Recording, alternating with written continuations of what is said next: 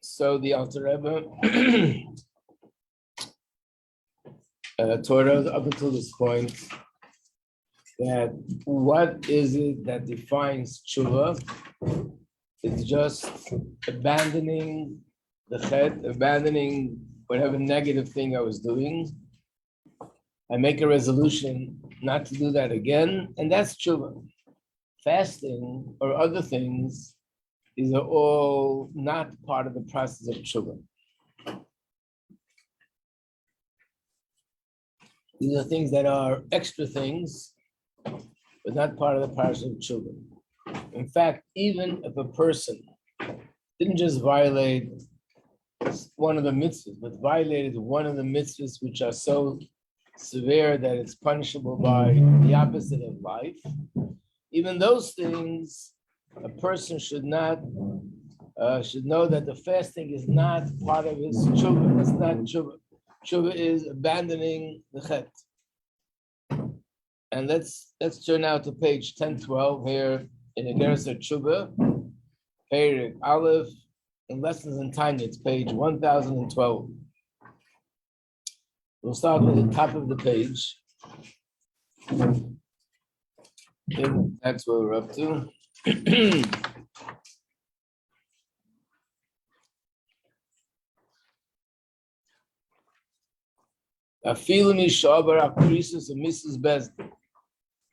Even someone who violated those things which are punishable by krisus and Mrs. Bezdin, which means that either through the Bezdin or through the heaven, God forbid his life is taken away.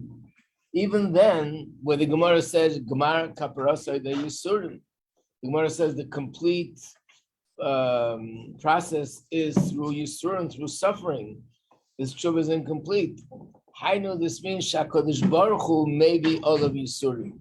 HaKadosh Baruch Hu is the one that brings the suffering, but he does not need to do anything other than just abandon the chet in order to do tshuva. And anything else that he does is not one of the things that constitute tshuva. As it says, Upokadati b'shevet pisham. This is a pasuk in Tilim. We have it in the back here. Let's see which page it is. Let's see, the source is, it's page 18. No. Oh, maybe I didn't put it in. Let's see. It's a pasuk in Tilim. Upokadati b'shevet pisham. I remember their sins with a rod, with a stick. In other words, Hashem says that he will bring on his punishment. And we said yesterday that even that is not chas v'shalom. Hashem is angry with me or is taking revenge. On the contrary, that's part of a process of cleansing, and the cleansing should be complete and perfect. And that's why the pasuk says, Hashem says he'll do that. We don't have to do that. We just have to do one thing as far as tshuva is concerned. So the resolve not to do it again. V'hainu, kishu tshuvaser ritzu l'fanav yizbarach. When a person does tshuva, and the tshuva is accepted by Hashem, the tshuva yalavai b'cholibe v'nafshe mi'ava, because he returns to Hashem. Why does the person do tshuva? Out of love for Hashem. Because he loves Hashem, he doesn't want to be distant from him. And tshuva means I want to get close to you again, Hashem. I don't want to have this distance. So we know as a rule, so I mentioned yesterday, we did this briefly. This is a pasuk which is brought often in Chassidus, and it's also based on a pasuk. Oh, by the way, what I was looking for is on page 14.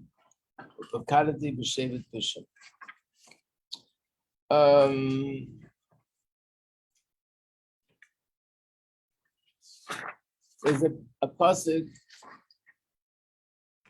which is here in the booklets on page, what's the right order?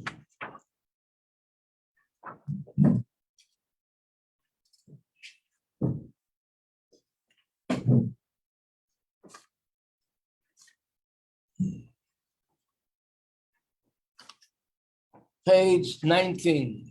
So it's a pasuk in Mishlei in Proverbs. And as you see the pasuk 19, Kamayim aparim leparim k'mevodam lodam. Just like water, a face reflects the face, so too is the heart of man to man, which means that when a person shows his face to the water, what will he see in the water? A reflection of his own face. If he's smiling, the face in the water will be smiling. And if he has a sour face, then the face in the water will also have a sour face. That's how one heart reflects the other heart, which means if a person feels love for someone else, naturally the other person, his heart will reflect that love. They will feel love to this person. Of course, if you don't want to have that love, you can sort of stop yourself. But the natural reaction, sort of the reflex, the natural heart reflex is to respond with love, especially if the other person shows you their love and they speak about how much they love. Naturally, it makes the person, and same with Hashem, that when I show love to Hashem, this elicits Hashem's love to me. And so if a person does tshuva and does tshuva with love, this brings about Hashem's love. It brings an arousal from above. And what does it mean? Hashem's love. And Hashem, because he loves me, not the opposite, he cleanses me and he washes me and he gives the person whatever he has to go through in suffering so that there'd be no trace, no residue left from anything that he did wrong.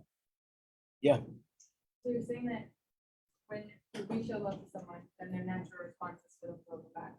And if we show love to Hashem, then his natural response to be to one doesn't forgive us. But really isn't it the opposite, that we love Hashem because he loves us so much? It's like both, right? Both are true, right? The question just is which one is the initiator? Right. On Even if from Hashem. What? Sometimes it's this way, sometimes it's that way. That's why Anilu Deidi V'Deiduli. Anilu Deidi V'Deiduli is a metaphor of husband and wife. In a husband and wife relationship, you find the same thing. They're married, so obviously they have that love for each other. But throughout the relationship, there are times where one person does something for their spouse, which shows their love, and that arouses the feeling by their spouse. And sometimes the other person does something. And that's part of the issue of marriage sometimes. Why don't you do something sometimes? Why don't you say something? Why don't you show me something? So, but the truth is, in every marriage, even the best, the healthiest marriage, the norm is sometimes it's this way, sometimes it's that way. So with Hashem, sometimes when there's let's say a miracle or other kind of things, it's like Hashem takes the initiative. Sometimes Hashem says, I'm waiting for you to take the initiative. So therefore, even when there is one of the ways, by the way, of defining the difference, and we'll soon see how this plays out in another area, is that tshuva is mainly about the past. Tshuva is about erasing the past. Fasting or other things that happen is about doing something regarding the future. There should be no punishment, or the Hashem should make become more connected. There should be no residue left. But basically, to erase the avera that I did, that is the basic, is done through tshuva. And what's done through other methods is just sort of extra to make things more refined. As it says, those that Hashem loves, he chastises, which means that when he does do that, it's out of love, not chas v'shalom, the opposite. And this explains, let's go to page 1013. This explains, V'lochein lo yiskiru Rambam v'asmag, the Rambam and the Smag. These are authorities that describe mitzvahs, and they describe what are the features of each mitzvah. In their description of tshuva, they don't mention anything about fasting. Even in Averus, which are very severe, like Krisus and Mrs. Bezdin, those that are punishable by the opposite of life, they don't mention it. Rak, the only thing they do mention is Vidui Bakoshes Mechila, the verbal confession and asking Hashem for forgiveness. Because it says in the Torah, Vizvadu es chatosam. This you can see here on page 21. It's a pasuk in Chumash that a person should also verbally confess to Hashem, verbally say to Hashem that I'm sorry for what I did. In fact, that's the Ashamanu that we say in davening. Here it's page 21. They shall confess their sins that they committed. So these are the two things which are really one. One is asking Hashem for forgiveness, and the other is to verbally say to Hashem that I regret what I did, and I'm sorry, and I won't do it again. Why is the verbal confession necessary? Really, we can go into it now, but I'm going to leave it because we're going to have a class on Rosh Hashanah in the afternoon, and then we're going to have a class on Yom Kippur. So Yom Kippur, which is the time of Tshuva, and that's when we say the verbal confession. In fact, during Yom Kippur, we're supposed to say 10 times. So in that class, I'll go into more detail. Why is the verbal confession necessary? And the reason why it's a question is, Tshuva is in the heart. So why are words necessary?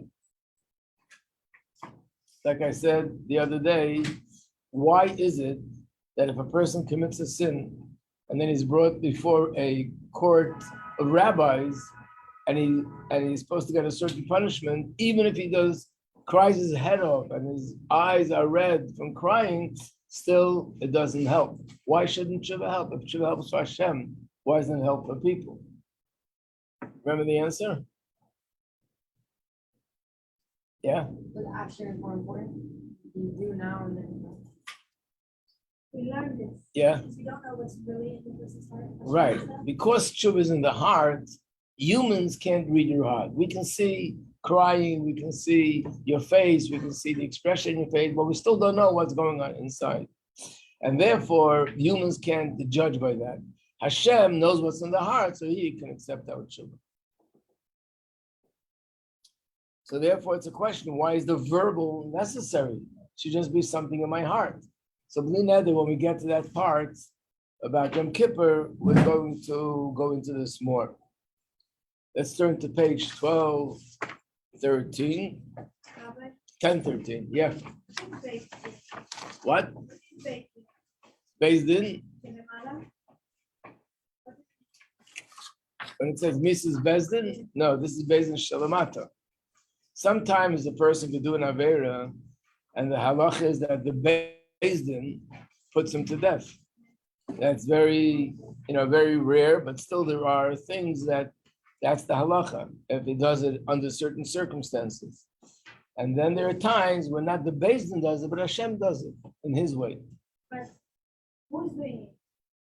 Bezdin? Yeah. They actually have people that do it. Actually, the witnesses You made the papers? in the times of Mesa English only. Yeah. Since there is no witness, there's also there is No. And that's the advantage is now that it's just by Hashem, Tshuva can help completely. Yeah. Page 10.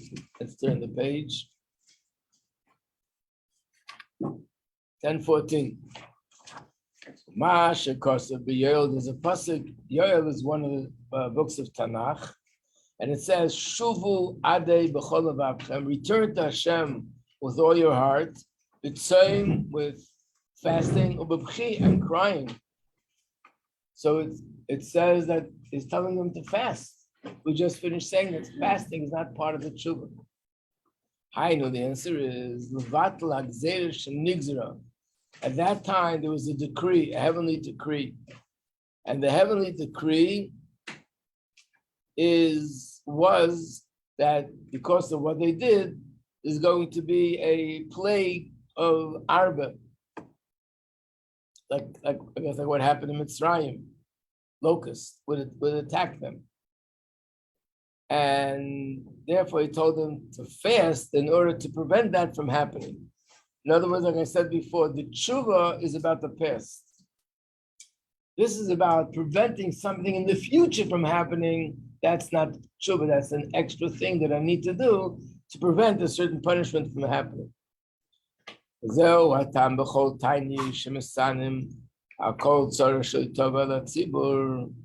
is also the reason for fasting in general when there's some sort of communal calamity, something's happening to the community. There's a halacha that if God forbid there's something in the community that's tragic or some sort of a threat, then the community, the rabbis in the community should declare fasting.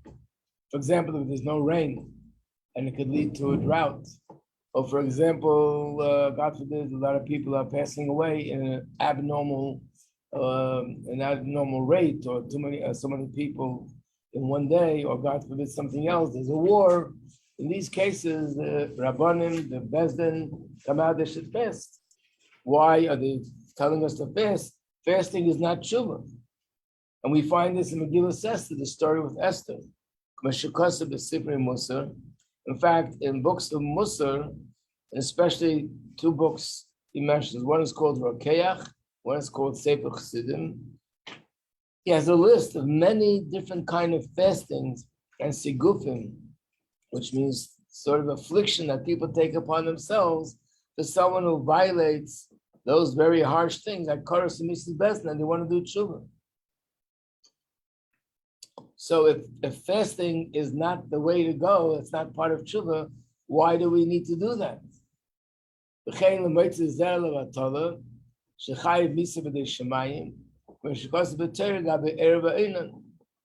Wasteful emission of semen, which is also punishable by death, and has the same halacha like Koros. So in that case, also the person fasts a certain amount of fast days, but it's all about the future. Hainu. This is that in order to prevent, God forbid, any kind of suffering from the hand of heaven. So even though Hashem does it out of love and all that, but a person has to pray and want that there shouldn't be any yisurim. So the fasting is a form of praying and asking Hashem that there should be no suffering in the future. But as far as my tshuva is concerned, just abandoning the Aveira is the complete tshuva. V'gam, another reason why sometimes people might fast, the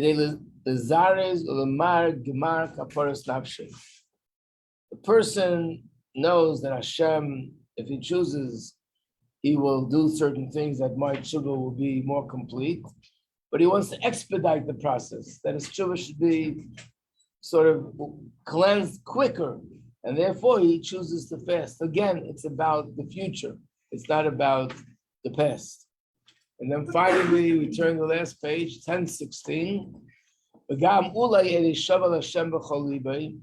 We said before that if a person does tshuva and out of love for Hashem, then Hashem returns that love, and he does things for the person that'll do the final cleansing. But what if I'm not doing tshuva out of love? So we also fast, and that's his way of davening to Hashem and asking Hashem that he should merit to be able to have a tshuva that comes from love, not just out of fear. And then the tshuva is going to be more complete.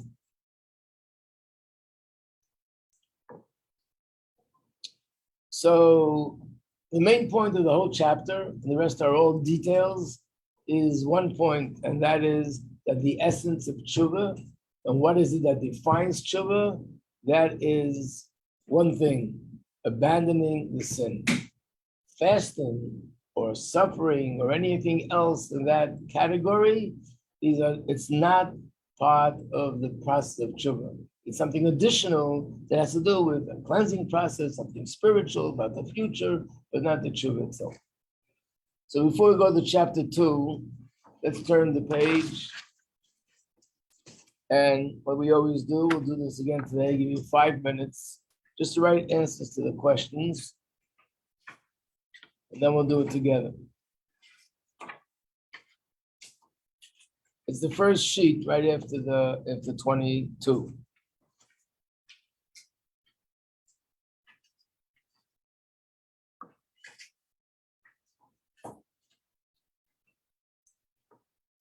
Really, there should be 3 lines in the first question.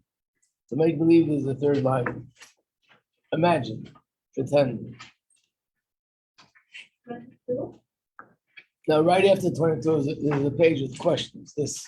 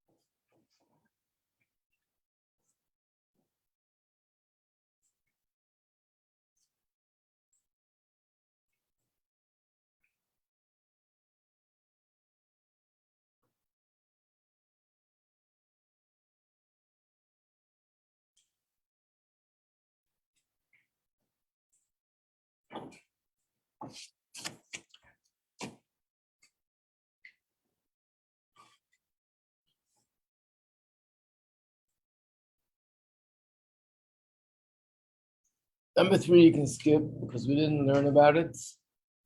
And it's something more detailed, and we don't really have the time to go into it. So we'll skip number 3. But everything else we covered in class.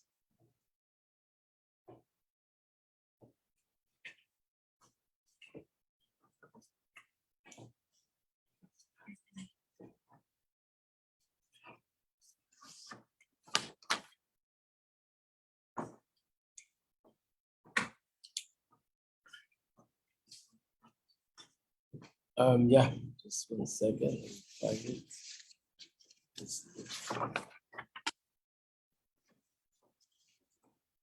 Oh, this, sorry.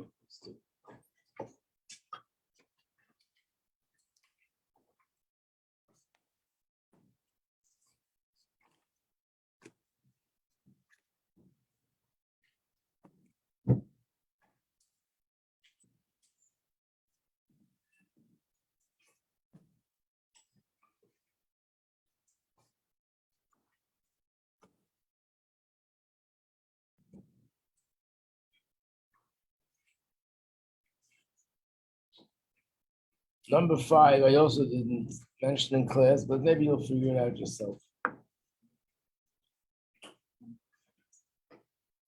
Okay, so let's start with number 1. First, the 3 things? No. I'm talking about 3 things that are really part of tshuva itself.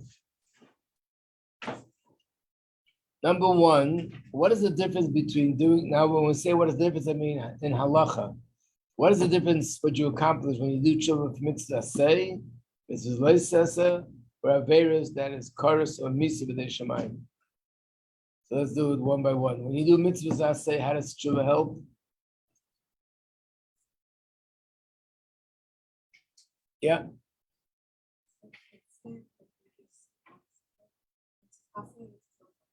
Right, so tshuva helps immediately. Mitzvahs leisesa, you have to wait Yom Kippur. Averas that are punishable by death. So that's tshuva, Yom Kippur, and then suffering will complete the tshuva. 3 things. Number 2, what damage is violating a mitzvah say cause? If a person neglects to do a positive commandment, what damage is done? Yes, though. You miss out on opportunities to draw down the godly light.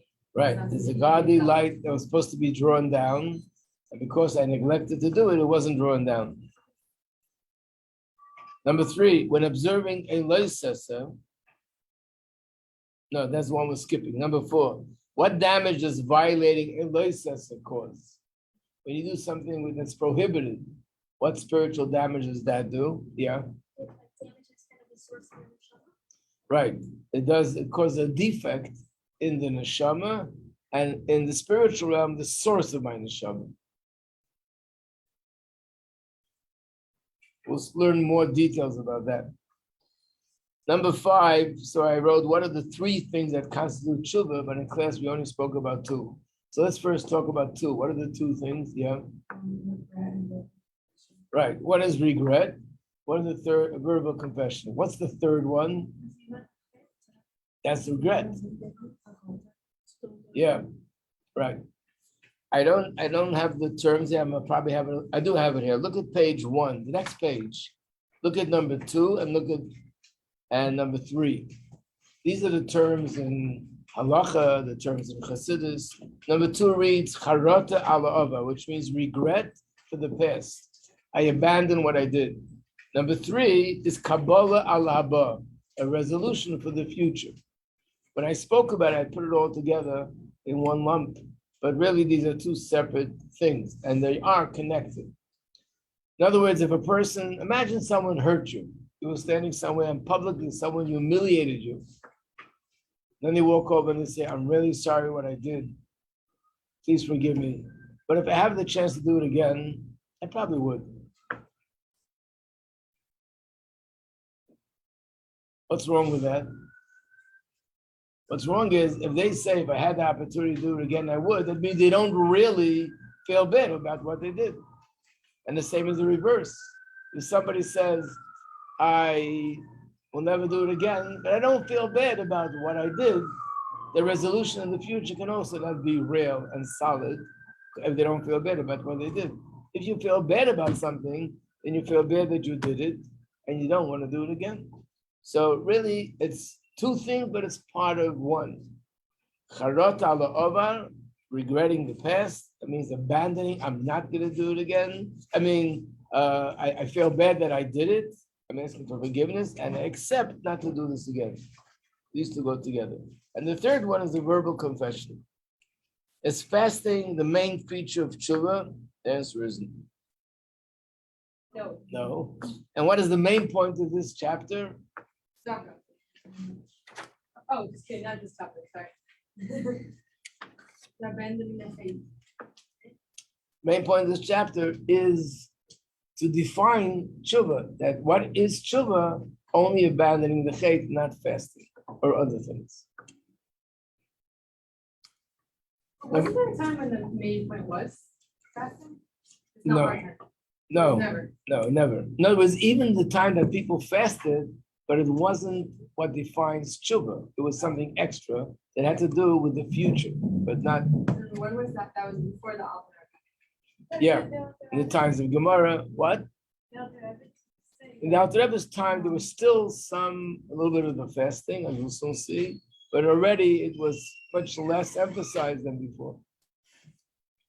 One more thing which we do in each chapter is to make a note of Hasidic terms, just to get familiar with the terminology in Hasidus.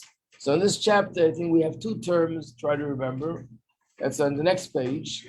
One is Ramach Evren de Malka. Anyone remember what that means? Ramach Evren de Malka. Right, the 248 organs of Hashem, which is a metaphor. Humans have organs, but it means there are 248 aspects in the spiritual realm that correspond to our 248 organs. So, for example, when you look in the Chumash, it sometimes describes Hashem like a human, and it says Hashem lifted his hand, his right hand, The odor of it says the odor of the carbon was a pleasant smell to Hashem. So he has a nose to smell. Or it says Hashem's mouth. This psukim where it says my word should reach Hashem's ears.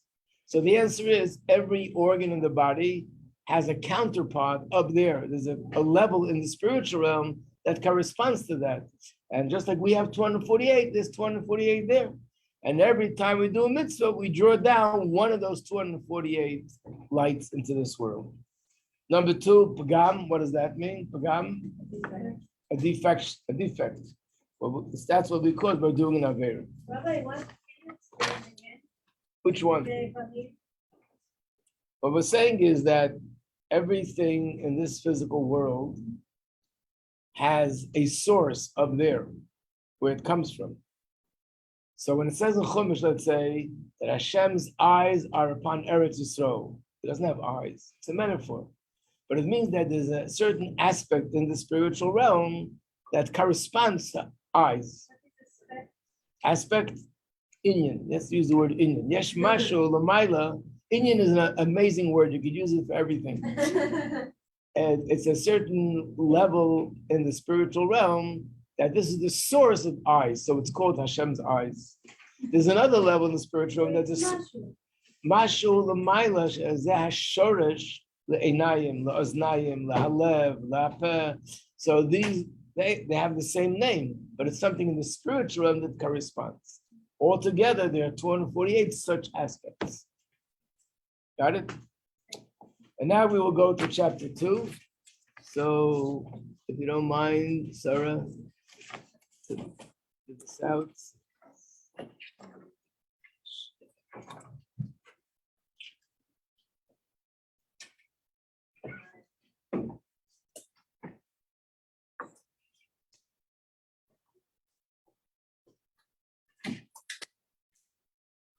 What do you think means when there's no Hashem would speak, right? Actually, going to learn a mimer about that, but it also means that a talis also has, that when Hashem puts on a talis, means he's drawing down a certain light through the talis that we put on. And that light we call Hashem's talis. No, we're going to learn this year. The first mimer after this will be about that. Yeah. It's in the list. I gave it to you, no? No. There it is. Dori, you want to give this to Lutem? Yes, Tova. So we're talking about with mitzvah thing, when you draw down like Gabi, like you're talking about powers. So there's certain mitzvahs that certain people are required to do. And then obviously there's certain mitzvahs that people aren't. So if someone's not like, obligated, if someone's not obligated to do a mitzvah and they like do it anyway, then when they do it, then they don't draw down the godly light. Does it draw down the klipa? Like where? No, they draw down the godly lights. So they do. Yeah. But what if they're like not supposed to do it? Like what if like a man does a woman's mitzvah, a woman's man is like, it's you're not supposed to do it. So it depends. Sometimes you're not supposed to do it, but it's a good thing to do. Let's say a woman's not obligated to learn Torah, but it's a good thing. She's not obligated to bench Lulav and Esrog, but if she does it, it's a mitzvah. And sometimes it's something which is inappropriate. And then it's connected to Klippa, not to So then Kedusha. that godly light that draws down, actually draws down. I'm not sure what happens. I have to take a look again. And see what it was. And also with the person who is obligated, like you said, benching Lulav and Esrog, if the person who is obligated draw down like a brighter light or a stronger light, or even if someone is not obligated, they draw down the same quality. So it's interesting in Gemara, there's a debate about this. Some say that a person who's obligated, the mitzvah they perform is greater. And some say the one that's not obligated, the mitzvah they perform is greater. Okay. The second opinion is obvious because I'm not obligated. I'm doing it anyway, so there's more credit to it, right? But there's another point to say that when a person, it says when a person has an obligation, the Yitzhara tries to stop him. Right. If you're not obligated, you don't have such a big Yitzhara to stop Right. you. Thank you. Yeah. Can you give an example of like what you mean? You say that like me doing a Vera probably like a strong down to people. Like what does that look like practically? Because we learned this summer that when you see like bad things happen, it's more like 4-8 souls that you're experiencing. So like what is klipa look like? Drawing down. I don't want to even show you what klipa looks like, right?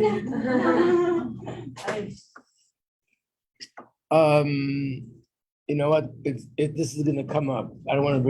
We're going to be talking about it. What you're asking is, when something negative happens, is that klipa or is that godly Ein Sof? That's really a big bracha. That's what you're asking.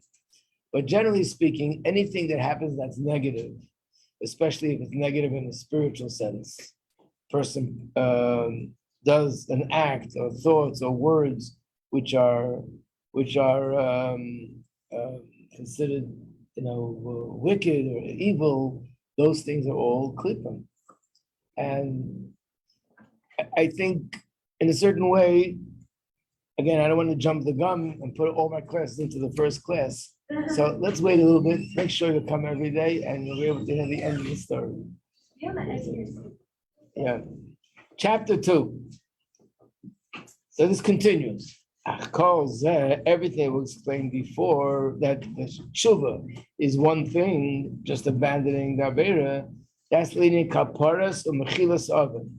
In order for Hashem to forgive me, that's what tshuva does. Shenimcha loy legamri, that the person is forgiven and pardoned completely.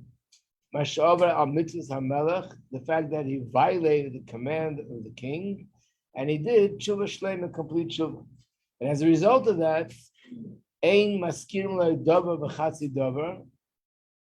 Nothing is mentioned to him in the sort of b'yem adin and the day of judgment, because this is no longer, he's not judged for it because he did tshuva. Even in the world to come, there will be no punishment for this.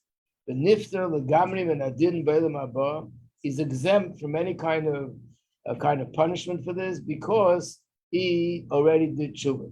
However, there's another point. What can I do to be acceptable before Hashem like before?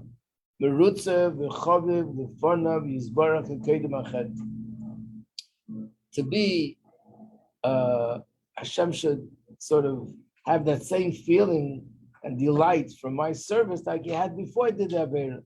Again, let's think of this in a human relationship, that you did something wrong, and after you did something wrong and you hurt the other person's feeling, you said, I'm sorry, and I feel bad, and forgive me, apologize, it's all nice. But very often, something is still not the same anymore after that happened.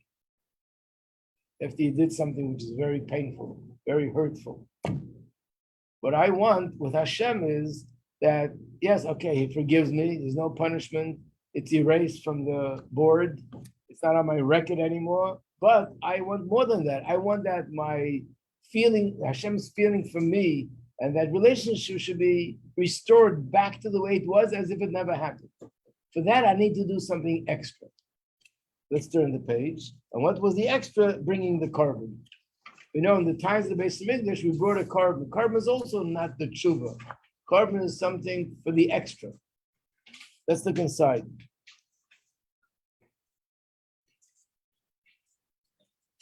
Uh-oh, are we missing pages? Oh, no. Oh, no. No, Penny, take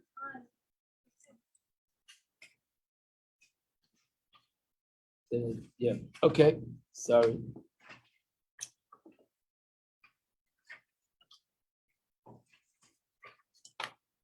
This is 17, yes, 10, 18.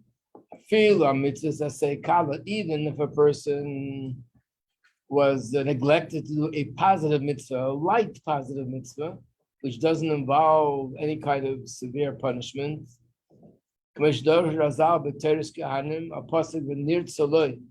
a pasuk which says, and it shall be acceptable for him, that bringing a carbon is for the purpose of me becoming acceptable to Hashem. And the Gemara explains it this way. The Gemara Perek the oila mechaperes hamitzvah say. There are two kinds of karbanos. One is called chatos. Chatos is when you violate a negative commandment. Carbon oila is another kind of a carbon. That is, if I neglected to do a positive commandment, the oila is an atonement for that. And the Gemara said this is like a doirin, this is like a gift, that a person brings after they did tshuva and after Hashem already has forgiven him and pardoned him, and gives the following mashal.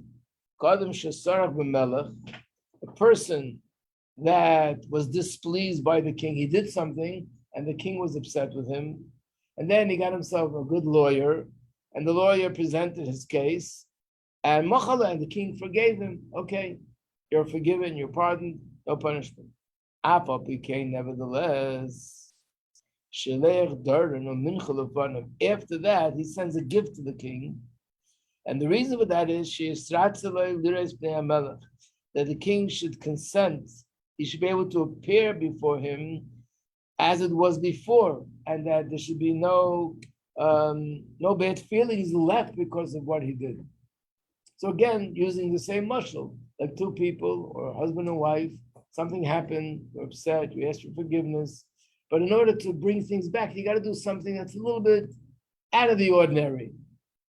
Buy a gift, do something special for the other person, and that could help sort of melt the other negative feelings and bring back that feeling of love and connection as they had before.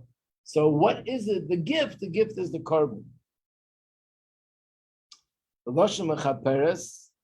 This word kapara, which means atonement, or the words in the Torah, this is not talking about atonement for the sin, because that was already accomplished. The atonement for the sin came from tshuva. So what is this about? This is about becoming connected to Hashem in a way that Hashem loves me and wants me as if I never did anything and as if it was before. It says it shall be perfect so that it will be acceptable. That's the purpose of the korban. Why? We'll soon see. But that's what happened when a person brought a korban. So again, atonement is complete. But, it's quarter after. Okay, a good place to stop. Atonement is complete. We'll stop over here. To be continued. Yeah. Yeah.